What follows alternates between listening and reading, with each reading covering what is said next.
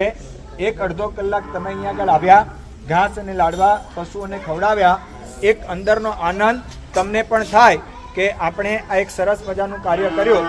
તમને કહું, આ મેનેજર આજે સવારે મળ્યા, ગઈકાલે રાત્રે જ 4 પશુઓ 4 ગાયોને છોડાવી છે। બકરી ઈદ નિમિત્તે મુંબઈ જતી હતી અને એ ટ્રકને પકડી, ટ્રકને અટકાવી અને 4 ગાય એને ગઈકાલે રાત્રે 2 વાગે એ 4 ગાય આ પાંજરાપોળની અંદર આવી છે। આપણને ખબર પડે કે કેવું સરસ મજાનું કાર્ય આપણા જૈનો એ કરી રહ્યા છે।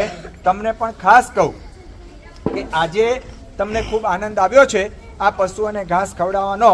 આ આનંદ એકદમ અલગ પ્રકારનો છે, જેને આજે એક નિયમ કરો કે હવે પછીનો પહેલો જન્મદિવસ જ્યારે આવશે, જન્મદિવસ વખતે આપણે મિત્રોને યાદ કરીએ છીએ, જન્મદિવસ વખતે આપણે હોટલ અને રિસોર્ટની અંદર જઈએ છીએ અને સેંકડો હજારો રૂપિયાનો ખર્ચો એ ત્યાં આગળ કરીએ છીએ।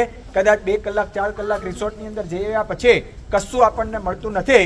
એક નક્કી કરો કે હવે પછીનો પહેલો જન્મદિવસ જ્યારે પણ આવશે ત્યારે મિત્રોને લઈ આવી કોઈ પાંજરાપોળની અંદર, ગુજરાતના ગામડે ગામડે આવી પાંજરાપોળો છે અને અહીંયા આગળ 700 પશુઓ છે, ક્યાંક 7000 પશુઓ પણ હોય, ક્યાંક 2000 પશુઓ પણ હોય, ક્યાંક 500 પશુ પણ હોય, ક્યાંક 2500 પશુઓ પણ હોય।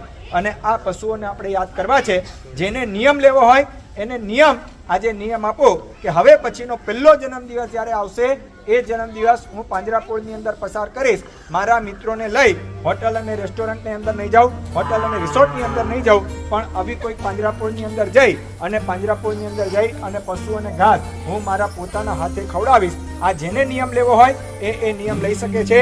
તમને ખબર પડશે હોટલ અને રિસોર્ટની અંદર જઈને જે આનંદ નહીં આવે એ આનંદ આ અબોલ પશુઓ એને ઘાસ ખવડાવી અને એ આપણે મેળવી શકશું। परम प्रभु को सबसे प्यारा सद्गुरु की जीवन धारा, सभी संग का एक ही नारा, अहिंसा परमो